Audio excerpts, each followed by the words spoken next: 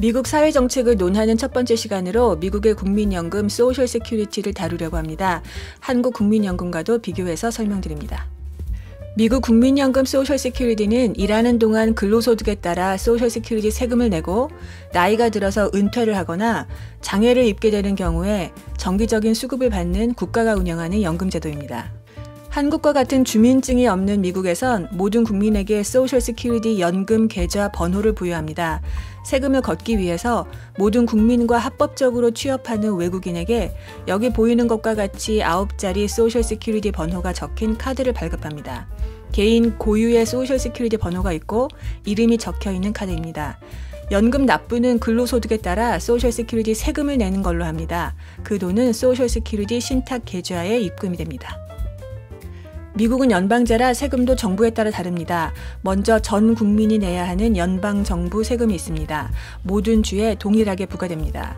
연방정부에 내는 세금 중에는 근로소득세, Federal Income Tax가 있고 국민연금 납부금인 Social Security Tax가 있고 노령건강보험 납부금인 Medicare Tax가 있습니다. 주정부 세금은 주정부에 내는 근로소득세가 있는데요. 주마다 다릅니다. 주정부 소득세를 내지 않는 주들입니다. 알래스카, 워싱턴, 네바다, 와이오밍, 사우스다코타, 텍사스, 테네시, 플로리다, 뉴햄프셔 등이 그렇습니다. 마지막으로 지방정부 세금이 있는데요. 대표적으로 재산세, 부동산세가 해당됩니다. 미국에서 부동산세는 정말 동네마다 다릅니다. 소셜 시큐리티 텍스를 냈다고 다 연금 혜택을 받는 건 아닙니다. 일반적인 노령연금의 경우, 장애연금의 경우는 다릅니다. 나이는 66세에서 67세 정도가 되어야 하고 10년 이상 2021년 기준으로 1년에 $5,880 이상 근로수입이 있고 그에 대한 소셜 시큐리티 텍스를 냈을 경우에 혜택을 받을 수 있습니다. 전문 용어로는 40 크레디트를 10년 동안 적립할 경우 연금 혜택을 받을 수 있는 겁니다. 미국 국민연금 소셜 시큐리티는 1930년대 대공황 Great Depression 경제 위기에 대응하는 연방 정부의 사회 정책으로 시작했습니다. 대공황 Great Depression은 1929년 10월 주식이 폭락하면서 시작했습니다. 당시 충격에 빠진 사람들이 뉴욕 증권 거래소 앞에 모여 있는 모습입니다. 9월에서 11월 사이 주가가 33% 하락했고 그 결과로 $260억 달러의 경제 가치가 사라졌습니다. 주식시장의 붕괴에 이어 은행이 줄줄이 도산합니다. 여기 보이는 사진처럼 사람들은 금융기관에 대한 불신으로 현금을 소지하려고 은행에서 돈을 빼갑니다. 1931년과 2년 사이에 대량의 예금 인출 사태가 빚어졌고 그 기간 동안 대략 10,000개의 은행이 폐업했습니다. 금융위기는 경제에 타격을 주고 실직자가 급증하게 됩니다. 노동 가능한 인구 중 4분의 1이 일거리가 없어 찾아다니는 상황이 됩니다. 보시는 사진은 무료로 제공하는 커피와 도넛을 먹으려고 줄을 길게 늘어선 실직자들입니다. 실직률은 1933년에 최고로 25%에 달했고 1929년 경제공황 이전의 실직률 수치로 회복하는 데는 거의 10년이 넘게 걸렸습니다. 1935년 사회보장법 소셜 시큐리티 액트에 사인하고 있는 루즈벨트 대통령입니다. 1935년 소셜 시큐리티 액트는 노령연금, 실직수당, 그 이외에 다수의 빈곤한 취약계층 구제를 위한 연방정부의 사회정책들을 담고 있습니다. 미국 국민연금 소셜 시큐리티는 연방정부가 집행하는 프로그램 중에서 지출 규모가 가장 큰 사회보장 정책입니다. 2019년 연방정부 지출의 23%가 국민연금 소셜 시큐리티였습니다. 금액으로는 1조 달러의 돈이 국민연금 프로그램에 쓰였는데요. 평균 매달 $1,500 정도의 국민연금을 4,500만의 은퇴자가 받았다고 합니다. 어마어마한 규모죠. 그 외에도 300만 배우자와 자녀들, 600만 유족, 1,000만 장애인과 자녀들이 혜택을 받았습니다. 연방정부의 전체 지출 도표입니다. 전체 지출이 4조 4천억 달러인데 그중에 소셜 시큐리티에 1조 달러를 썼고요. 이는 국방비보다도 많은 돈입니다. 그리고 다른 연방정부 사회보장 정책 중에 하나인 메디케어가 64,400억 달러를 썼습니다. 이 두 정책 소셜 시큐리티와 메디케어는 둘 다 노령 인구와 장애인을 위한 프로그램입니다. 따라서 미국 연방정부는 2019년도에 노령 인구와 장애인을 위한 사회보장 정책에 연방정부 전체 지출의 37%를 할당한 겁니다. 한국과 미국의 국민연금 제도는 비슷합니다. 자세히 살펴보겠습니다. 한국과 미국의 국민연금은 국가기관이 관리하는 신탁기금 트러스트 펀드입니다. 한국에서는 국민연금공단이, 미국에서는 소셜 시큐리티 어드미니스트레이션이 관리합니다. 국민연금의 대상자도 비슷합니다. 한국의 경우 4가지 연금으로 구분하고 있는데요. 60세 이상 가입자가 받는 노령연금, 가입자의 유가족이 받는 유족연금, 이혼한 배우자에게 가는 분할연금, 그리고 장애 입은 가입자가 수급할 수 있는 장애연금 등이 있습니다. 미국의 경우 보통 소셜 시큐리티라고 하지만 공식적인 국민연금의 명칭은 Old Age, Survivors and Disability Insurance, 즉 노령, 유족, 장애보험입니다. 미국도 한국과 같이 이혼한 배우자도 결혼생활 기간에 따라 혜택을 받을 수 있습니다. 한국과 미국 모두 세금으로 재원을 충당합니다. 한국의 경우 국민연금 보험료는 근로자의 경우 본인이 근로소득의 4.5%를 내고 회사가 4.5%를 내서 총 소득의 9%가 국민연금 계좌에 적립되는 시스템입니다. 본인이 근로자이면서 고용인인 경우, 즉 자영업자의 경우는 총 9%를 혼자서 냅니다. 미국 소셜 시큐리티 텍스는 세율이 좀 더 높습니다. 근로자가 수입의 6.2%, 회사가 6.2%, 총 소득의 12.4%가 소셜 시큐리티 어카운트에 적립이 됩니다. 역시 자영업자는 12.4% 전부를 혼자서 부담합니다.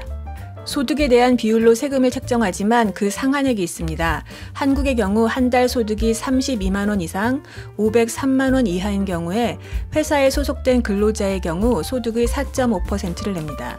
소득이 상한액, 즉 503만 원일 경우에는 4.5%인 22만 6,350원만 냅니다. 소득이 그 이상인 경우에도 같은 금액을 냅니다. 그러므로 아무리 많이 벌어도 매달 22만 6,350원 이상의 국민연금 보험료를 내지는 않습니다. 미국의 경우 연소득이 환율 1달러당 1,100원으로 계산했을 때 1억 5,700만 원 이하인 경우 근로자는 소득의 6.2%를 세금으로 냅니다. 한국과의 비교를 위해서 월 소득으로 계산하면 1,300만 원입니다. 따라서 미국에선 근로자 월 소득이 1,300만 원 이하인 경우 상한액의 6.2%인 81만 1,800원을 소셜 시큐리티 세금으로 냅니다. 소득이 그 이상인 경우에도 같은 금액을 냅니다. 다시 정리하면 미국의 경우 소득 상한액이 한국의 2배가 넘습니다. 한국의 국민연금 보험 납입액은 최고가 22만 6,350원이고 미국 소셜 시큐리티 세금의 최고 징수액은 81만 1,800원입니다. 국민연금 수령 연령은 출생 연도에 따라 조금씩 다릅니다.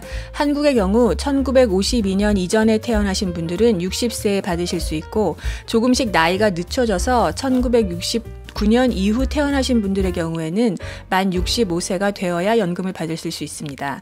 그 이전에도 55세부터 60세 사이에 조기 노령연금을 받으실 수도 있지만 연금 수급액이 6에서 30% 정도 적습니다. 미국의 경우도 구조는 비슷합니다. 다만 조금 더 일을 하고 은퇴하여야 합니다. 출생 연도에 따라 66세에서 67세까지 다양합니다. 1960년 이후 태어나신 분들은 67세가 되어야 소셜 시큐리티를 받을 수 있습니다. 62세부터 연금을 받을 수는 있지만 그럴 경우 25에서 30% 정도 적게 받습니다. 미국 국민연금 소셜 시큐리티의 가장 큰 문제는 인구 노령화와 베이비 부머들이 은퇴하면서 수급자가 증가한 결과 소셜 시큐리티 세금으로 걷어들이는 돈보다 소셜 시큐리티 수급자들에게 지출하는 돈이 더 많다는 점입니다. 적자인 셈이죠. 원래 소셜 시큐리티는 연금 제도이기 때문에 일하는 동안 세금을 내면서 보험금을 납부하면 이후에 은퇴하거나 장애가 생겼을 때, 즉 일하지 않을 때 수입이 없으므로 연금을 받아서 생활비로 쓰는 제도입니다. 하지만 실제로 운용되는 방법은 현재 일하는 세대가 내는 소셜 시큐리티 세금으로 현재 수급자들에게 소셜 시큐리티 혜택을 주는 방식으로 진행되고 있습니다. 따라서 수급자가 많아질 경우에 적자가 발생하는 겁니다. 소셜 시큐리티 적자를 탈피하기 위해 여러 가지 정책 제안들이 논의되고 있지만 어느 것도 전폭적인 국민의 지지를 받는 정답은 없습니다. 은퇴 연령을 높여서 수입을 늘리자는 주장은 은퇴를 앞두신 나이 드신 분들에게는 부담이고요. 수급 금액을 줄여서 지출을 줄이자는 주장은 역시 생활비를 국민연금에 의지하는 분들한테 부담입니다. 세금 비율을 높여서 수입을 늘리자는 주장은 지금 일에서 현재 수급자들을 지원하는 대부분의 사람들에게 더 큰 세금 부담을 줍니다. 소득 상한액을 높여서 수입을 늘리자는 주장은 고소득자들에게 부담이 가는 제안이고요. 마지막으로 소셜 시큐리티를 민영화하자는 주장도 있습니다. 모든 국민이 의무적으로 세금으로 내는 제도 말고 개인이 알아서 하자는 거죠. 국민연금 정책을 반대하는 목소리입니다. 이러한 제안은 국민연금의 가장 큰 장점을 버리자는 이야기이기도 한데요. 그것은 국민연금은 개인연금과 달리 시장 경제의 불확실성에 영향받지 않고 고정적인 수입을 여생 동안 보장한다는 점입니다. 왜냐하면 기업은 적자가 나면 폐업을 하지만 국가는 망하지 않기 때문이죠. 문제가 없는 정책은 아니지만 소셜 시큐리티는 미국 노령 인구의 빈곤 문제를 아주 효과적으로 해결했다는 점에서는 성공적인 사회보장 정책입니다. 처음 소셜 시큐리티 제도를 시작하게 된 계기가 당시 노령 인구의 빈곤율이 심각했기 때문인데요. 소셜 시큐리티가 시작한 지 20년이 더 지난 시점인 1959년에도 65세 이상 빈곤율이 35%에 달했고 연령대별로 가장 가난한 그룹이었습니다. 하지만 소셜 시큐리티 시행 이후 빈곤율은 꾸준히 하락해서 현재 미국 노령 인구는 그전처럼 가난하지 않습니다. 오히려 미국에서 노년층의 빈곤율은 다른 연령 그룹에 비해 더 낮습니다. 8.9%로 일하는 나이인 18세에서 64세 사이의 연령층의 빈곤율 9.4%보다도 낮습니다. 그렇다면 한국과 미국 노령 인구의 빈곤율은 다른 국가와 비교했을 때 어느 정도일까요? OECD 국가들과 G20 국가들의 노령 인구 빈곤율을 기록한 그래프입니다. 여기서 빈곤층의 기준은 아까 미국 국내에서 쓰이던 기준과는 다릅니다. 여러 국가들을 비교할 수 있게 동일한 기준, 그러니까 65세 이상 인구 중 가구 소득이 중앙값이 50% 이하에 해당하는 인구의 비율을 기준으로 합니다. 그렇게 볼 때 OECD 국가들의 평균 노인 빈곤율은 13.5%입니다. 미국은 23.1%, 평균보다 높은 빈곤율이죠. 유럽의 복지국가들과 비교할 때 좋지 못한 성적입니다. 한국은 미국보다도 심각합니다. 43.8%, 가장 높은 수준의 노인 빈곤율을 보이고 있습니다. 한국도 국민연금 제도가 잘 정착을 해서 노인이 빈곤하게 여생을 마무리하지 않을 수 있는 여건이 되기를 희망합니다. 여러분의 참여는 큰 힘이 됩니다. 좋아요, 공유, 구독 부탁드립니다. 댓글도 환영합니다. 고맙습니다.